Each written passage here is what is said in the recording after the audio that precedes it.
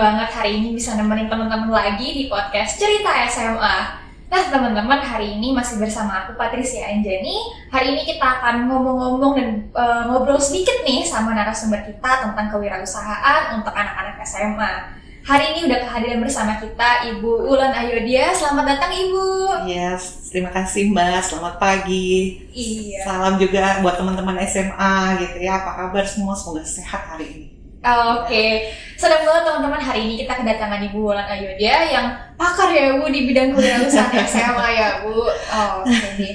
Mungkin teman-teman selama ini teman-teman tuh punya kan keinginan untuk berwirausaha, atau teman-teman juga sebenarnya bingung bagaimana sih cara menjadi wirausahaan yang baik padahal teman-teman masih di jenjang SMA. Hari ini kita akan ngobrol bersama Bu Ulan supaya teman-teman bisa makin tahu. Oke Ibu, pertama nih Bu, kalau kita ngomong tentang kewirausahaan, kan pasti kewirausahaan itu identik dengan kreatif dan inovatif. Apa sih Bu kewirausahaan yang kreatif dan inovatif? Mungkin boleh dijelasin ke teman-teman SMA nih Bu. Baik, banyak nih.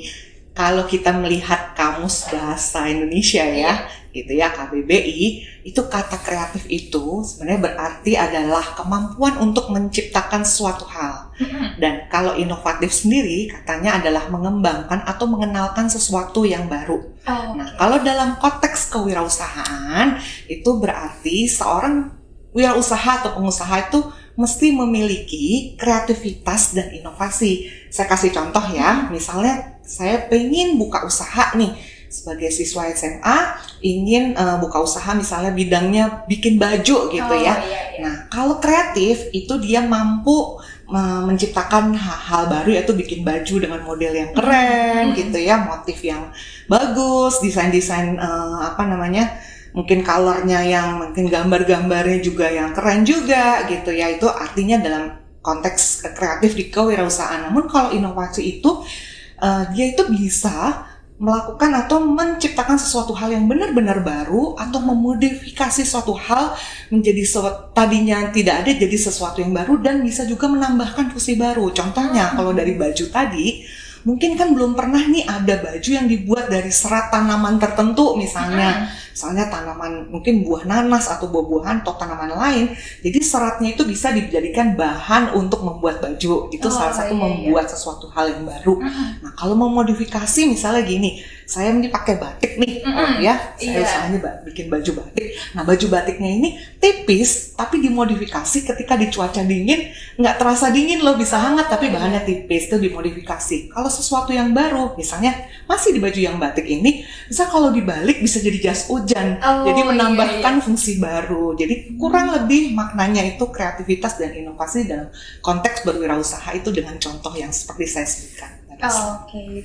Berarti kalau inovatif itu bisa dibilang kebaharuan juga ya Bu? Bisa. Oke deh Bu. Lalu Ibu, untuk teman-teman SMA nih yang pengen jadi wirausaha, kira-kira apa aja sih Bu yang harus mereka persiapkan supaya mereka bisa jadi wirausahaan yang baik, lalu mereka bisa menjalankan usaha dengan benar? Itu kira-kira ada apa aja sih Bu yang harus dipersiapkan dari awal? Kalau dari awal yang pertama kali ini ya, biasanya kalau saya memberikan edukasi, yaitu mempersiapkan mindset dan motivasi. Ini yang pertama. Sebenarnya sih pengennya nih siswa yang buka usaha itu memang punya niat yang kuat. Namun kan tidak semua nih bisa punya niat yang kuat, karena mungkin masih belajar, masih pengen main gitu ya. Jadi wirausaha tuh ya masih setengah-setengah. Nah, saran saya kalau ingin buka usaha tuh dimantapkan niatnya tadi. Jadi membentuk kita belajar, kita tahu deh gimana sih mindset atau pola pikir pengusaha-pengusaha yang udah sukses. Terus caranya seperti itu, terus kita tahu bagaimana perjalanan mereka, sehingga kita mengetahui dari sisi mindset, dan juga tidak hanya mindset, kita bisa termotivasi dari mereka gitu loh.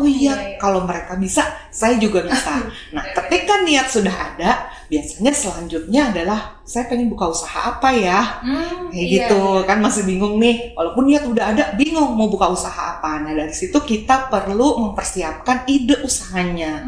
Nah, ide usahanya didapat dari mana? Banyak. Kita bisa menggali ide kreatif itu mungkin dari melihat di sekitar, mungkin ada masalah apa nih di sekitar, oh misalnya banyak sampah nih di sekitar kita, yuk kita bikin usaha apa ya sehingga dapat mengolah sampah ini menjadi sesuatu produk yang bisa dijual. Contohnya kayak gitu ide usaha. Atau mungkin ide usaha, saya punya hobi atau passion, senang apa nih, misalnya saya senang banget masak gitu ya, atau makan deh paling enggak, ya saya bisa bikin sesuatu makanan yang memang bisa dijual. Jadi mempersiapkan idenya tahapan berikutnya. Setelah punya ide, gitu ya, kita mempersiapkan ilmu bisnisnya, mulai dari perencanaan sampai mempersiapkan kebutuhan-kebutuhan usaha. Dan kalau yang namanya usaha, tidak hanya membuat suatu produk, tapi harus bisa menjual juga. Ini namanya langkah pemasaran. Nah, itu perlu belajar juga bagaimana merencanakan pemasaran dan juga bagaimana memasarkan produk atau jasa usahanya. Jadi tahapannya itu kurang lebih seperti itu, Mbak Anjani. Oh gitu ya Bu. Berarti karena saya suka makan, berarti saya bisa nih ya Bu buka restoran Bu. Bisa banget, bisa banget. Oke deh Ibu. Ini satu lagi nih Bu yang nggak kalah penting Bu. Kan kalau kita mau jadi wirausaha kan kita harus banyak membaca ya Ibu. Kita harus memperkaya ilmu pengetahuan kita supaya nanti saat misalnya ada sesuatu kita udah tahu apa yang harus dilakukan. Kalau dari Bu Wulan sendiri Bu, ada nggak sih Bu rekomendasi bacaan untuk teman SMA nih yang mau membuka wirausahanya? Kira-kira satu buku atau bacaan apalah itu Bu? Atau mungkin akun Instagram yang inovatif gitu Bu? Mungkin bisa di-share ke teman SMA nih Bu. Aduh, saya ini kebetulan penulis buku ya Mbak ya. Bu. Nanti kalau saya sebut buku saya promosi banget. Gitu ya. Kalau memang bisa membantu teman SMA kan Bu. Gitu ya. Ya saya mungkin yang pertama mungkin saya rekomendasikan dulu buku saya ya. Ada salah satu judulnya yang memang khusus buat siswa, itu judulnya Siswa Juga Bisa Jadi Pengusaha. Nah, di situ memang bagaimana membimbing siswa itu dari nol sampai memang bisa bikin usaha sendiri. Dan kebetulan ada juga salah satu buku saya yang menang buku kewirausahaan terbaik tahun 2020. Judulnya adalah UMKM 4.0, di mana UMKM itu adalah skala usaha. Semua yang usaha dimulai dari nol atau skala usahanya di bawah 1 miliar sekarang ya, itu masuknya ke UMKM.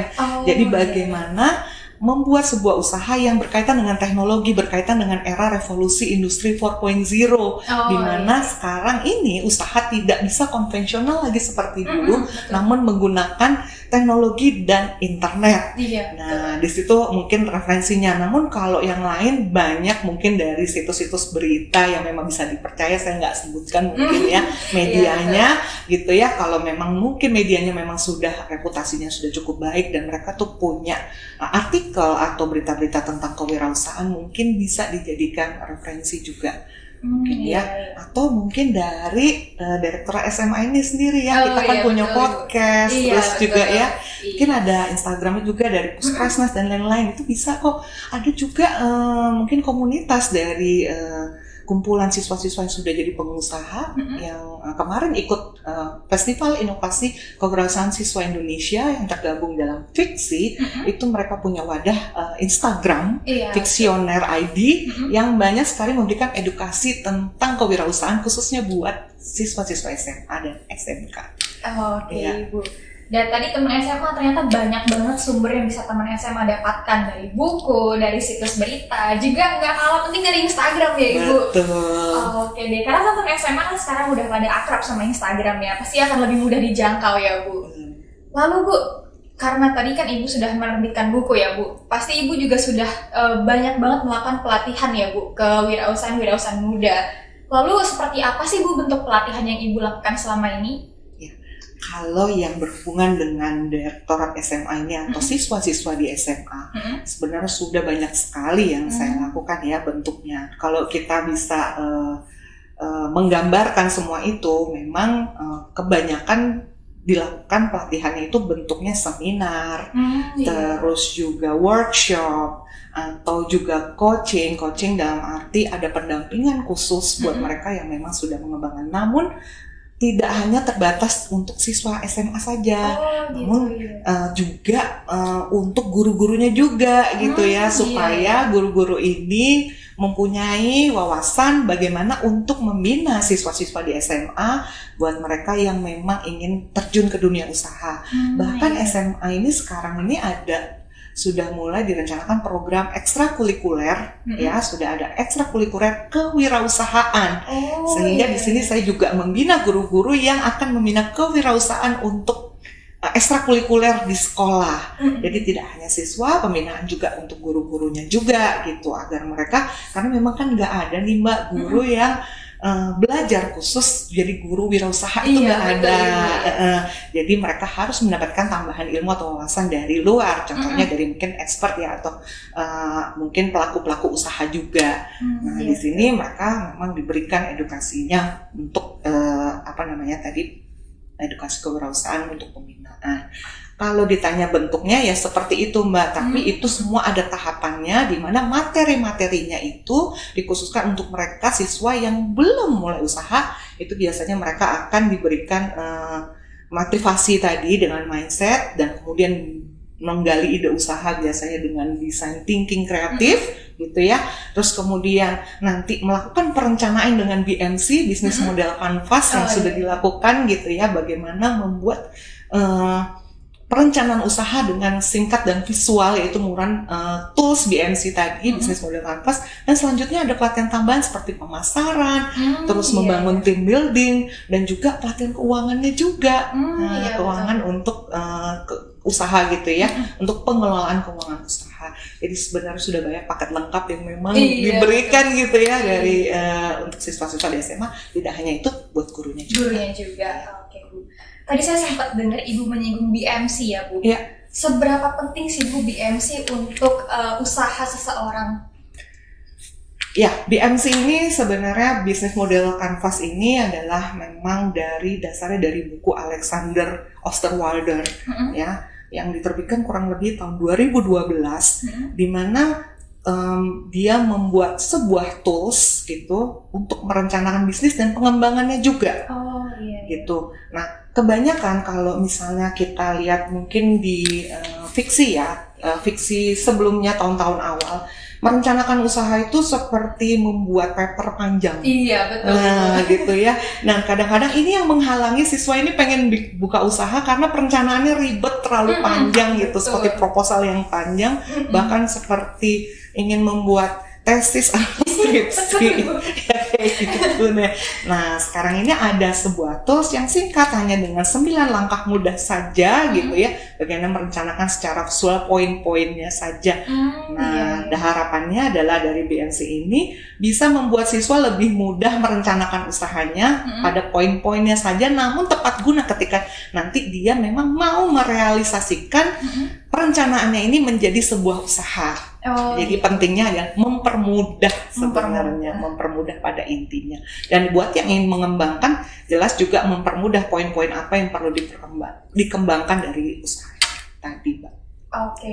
Berarti BMC ini bisa dikatakan menambah kualitas juga ya Bu? Karena kan tadi kita kan sebelumnya membuat proposal ya Ibu, tapi dengan BMC ini juga menjadi lebih ringkas gitu Bu? Ya, kalau kualitas mungkin lebih memudahkan ya. Kalau sebenarnya masing-masing, kalau yang mungkin modelnya seperti tadi perencanaan panjang itu ya mungkin lebih lengkap. Memang lebih lengkap. Namun untuk siswa SMA itu kita ambil poin-poinnya saja, karena yang penting dia tahu poinnya dan mulai. Kadang-kadang nanti bisa jadi berkutat di perencanaan saja, namun nggak mulai-mulai.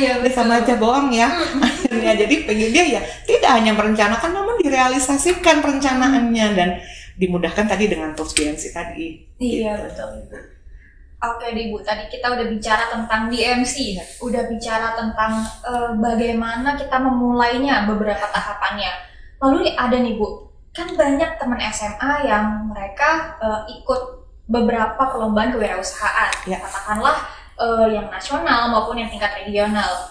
Tapi setelah perlombaannya selesai, ternyata usahanya tidak dilanjutkan karena satu dan lain hal. Nah, kalau dari Ibu sendiri Bu, apa sih Bu tips yang bisa teman SMA lakukan supaya usaha mereka bisa berjalan gitu Bu?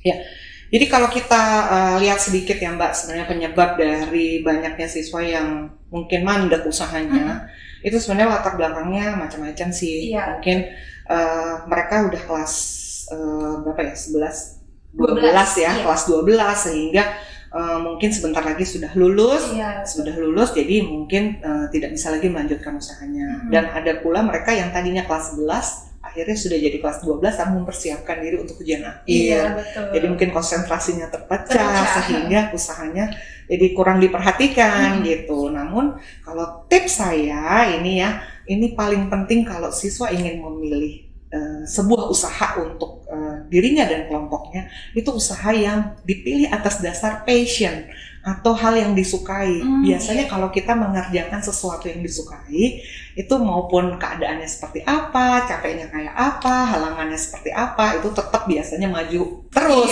gitu ya. Namun kalau ketika memilih bidang usaha yang memang kita kurang suka, biasanya kalau ada halangan sedikit atau kita capek sedikit, biasanya berhenti seperti itu. Namun kalau suka mungkin berhenti sebentar kalau lagi sibuk, tapi dia akan lanjut terus. Dan ini akan sangat memungkinkan ketika nanti dia lulus dari bangku SMA, bisa dikembangkan nanti sambil kuliah, bahkan itu setelah lulus pun akan jadi pilihan profesinya, jadi pengusaha. Seperti itu harapan. Jadi mungkin tipsnya saya ya pilih berdasarkan passion tadi, sehingga membuat kita lebih termotivasi dan nggak gampang berhenti ketika terjadi masalah atau hal yang membuat kita putus asa mungkin di tengah perjalanan. Iya, betul. Karena kan kalau sesuai passion itu nanti kalaupun kita berhenti, nanti akan kangen kan ya Bu ya. Gitu. Karena udah terbiasa dan itu kesukaan kita, kangen gitu ya Bu. Pengen lanjut lagi. Iya, gitu. betul. Lalu Ibu, selama Ibu melakukan pembinaan kewirausahaan ya Bu, baik untuk guru dan untuk siswa, apa aja sih Bu kendalanya yang Ibu temui selama ini? Kendalanya itu banyak sih Mbak ya. banyak banget, tapi mungkin ini sedikit curahan hati saya yang berkendala. Saya melihat ketika saya melakukan pembinaan tidak hanya di Jakarta atau di sekitar Pulau Jawa, saya sudah melakukan pembinaan itu dari Sumatera ujung, Aceh sampai Papua. Luar gitu biasa. Ya. Saya melakukan itu untuk seminar di sekolah juga sudah dilakukan, dengan guru-gurunya juga sudah dilakukan. Kendala terbesar adalah, mohon maaf sebelumnya, memang keadaan di Indonesia ini support keluarga itu masih agak kurang untuk putra-putrinya yang ingin menekuni dunia usaha. Mungkin karena sayang sama anak, jadi nggak pengen anak itu, kalau melihat dunia usaha kan kadang punya uang naik turun gitu, karena sayang dengan anak, mungkin pengennya anak dapat yang pasti-pasti aja deh, apalagi anaknya pinter, terus ayo nanti kerja di perusahaan bagus atau jadi ASN seperti itu. Dan itu terjadi. Jadi ketika saya mungkin dalam satu seminar saya tanya siapa yang nanti setelah lulus ini pengen jadi ASN, itu favorit Mbak, banyak banget gitu. Terus mau jadi CEO mungkin atau manajer di perusahaan swasta, itu banyak banget. Atau profesi khusus seperti mungkin menjadi polisi, ABRI dan sebagainya, itu juga banyak. Nah kalau itu sih mungkin memang karena dia minatnya ke situ, oke lah gitu ya. Namun untuk yang masih bekerja, dan kalau saya tanya ingin wirausaha, itu porsinya sangat-sangat kecil. Dan bahkan yang saya lihat setelah lulus itu wirausaha itu hanya jadi pilihan buat yang kepepet. Misalnya nggak dapat kerja, mau nggak mau saya pengen ke dunia usaha seperti itu. Nah sebenarnya pengennya sih saya menghimbau para orang tua bahwa wirausaha ini satu profesi yang menjanjikan gitu ya. Bahkan ketika nanti sukses, kalau ditanya jumlah menit itu tidak terbatas gitu ya. Mungkin kalau ingin jadi orang kaya, mungkin salah satu peluangnya bisa membuka usaha ini. Dan tidak hanya itu, kalau misalnya bisa jadi pengusaha, si anak ini atau si pengusaha ini bisa membuka lapangan kerja yang luas sekali. Dan itu bermanfaat banget buat ekonomi negara ya. Jadi itu yang pertama, halangannya adalah sebenarnya support. Ketika support sudah banyak pada keluarga, misalnya orang tua membebaskan anaknya atau mensupport anaknya yang ingin jadi pengusaha atau memberikan wawasan, mungkin agak lebih terbantu nih yang mengedukasi. Nah setelah support yang kedua adalah mungkin pada saat mengedukasi, kebanyakan untuk bapak ibu guru nih ya, ibu guru SMA, banyak yang sering curhat juga Mbak, merasa tidak percaya diri saat membimbing atau mengajarkan kewirausahaan pada siswanya. Kenapa? Karena latar belakang mereka bukan dari wirausaha. Nggak sesuai gitu ya. Betul, karena saya kan nggak pernah belajar bagaimana berwirausaha, dan saya juga basicnya adalah guru, bukan menjadi pengusaha. Namun ya Bapak Ibu guru ini bisa diberikan wawasan bagaimana mengedukasi siswa untuk bisa berwirausaha dengan pakem-pakem yang kita buat di direktorat, ada pembinaannya Iya, gitu. betul. Tidak harus bapak ibunya ini jadi pengusaha, enggak, bapak ibu guru nggak mesti jadi pengusaha, tapi sudah tahu bagaimana role-nya membimbing siswa jadi pengusaha. Dan paling penting juga nanti akan ada pengarahan bahwa mereka harus dilibatkan pada mungkin kayak magang dan sebagainya pada pengusaha yang aslinya. Namun dasar-dasar kewirausahaan ini memang butuh bimbingan dari bapak ibu guru yang memang mengerti seperti apa sih membimbing dasar-dasar kewirausahaan ini. Jadi tidak perlu khawatir gitu ya bagi yang halangannya mungkin tidak percaya diri, jadi sehingga kayaknya enggan maju mundur ketika mengedukasi siswanya. Nah selanjutnya adalah dari siswanya sendiri gitu ya, kendalanya bahwa mereka menganggap bahwa kewirausahaan itu memang pilihan terakhir lah gitu ya. Padahal kalau kita lihat banyak loh yang sukses dan berhasil itu dengan materi, ukuran materi mungkin memang salah satunya ya tadi dari wirausaha. Namun memang karena mungkin dari keluarga atau support dan lain-lain, mereka juga merasa pengen cepet dapat uang. Nah itu pilihannya ya udah, habis lulus saya kuliah, habis itu saya kerja gitu di perusahaan yang bagus. Sebenarnya nggak apa-apa juga ya, untuk cari pengalaman dulu. Tapi kalau bisa nanti sehabis kerja dapat pengalaman, pengennya saya sih kalau bisa ilmu yang didapatkan dari SMA itu nanti dipraktekkan lagi, cari pengalaman dulu, tapi tetap nanti pada akhirnya berprestasi. Itu sih kendalanya kurang lebih. Iya Bu. Kalau tadi bisa di-highlight ya Bu, sebenarnya semua orang tuh mikirnya kalau profesi wirausaha ini banyak resikonya ya Bu, beresiko tinggi. Tapi sebenarnya semua profesi kan punya resikonya masing-masing ya Bu, naik turunnya masing-masing ya. Iya. Cuma memang kalau jadi wirausahawan itu begitu dia mungkin pahit atau segala macam itu bisa langsung jatuh banget ya Ibu. Iya, sebenarnya ini tergantung sih Mbak ya. Saya juga menekuni dunia usaha lebih dari 30 tahun dan memang gitu. Iya, dan memang ya begini-begini juga ya, naik turun bisa, tadinya punya uang sekian terus tiba-tiba jadi utang sekian, itu bisa ketipu dan sebagainya. Namun dari pelajaran yang saya petik ketika melakukan perjalanan ini, kalau kita tahu ilmunya, kita bisa mengendalikan emosi atau dalam arti tidak pengen cepat kaya kadang-kadang gitu ya, ambisi gitu, akhirnya tidak berpikir rasional lagi, tidak memperhitungkan baik buruknya atau analisanya kurang kuat lagi, sehingga itu yang menyebabkan memang mudah sekali rontok atau mungkin ditipu dan sebagainya. Namun kalau jadi pengusaha yang cerdas dan pintar, bisa meminimalisasi, tidak hanya mungkin pasti jalannya bagus-bagus, enggak sih, namun bisa meminimalisasi.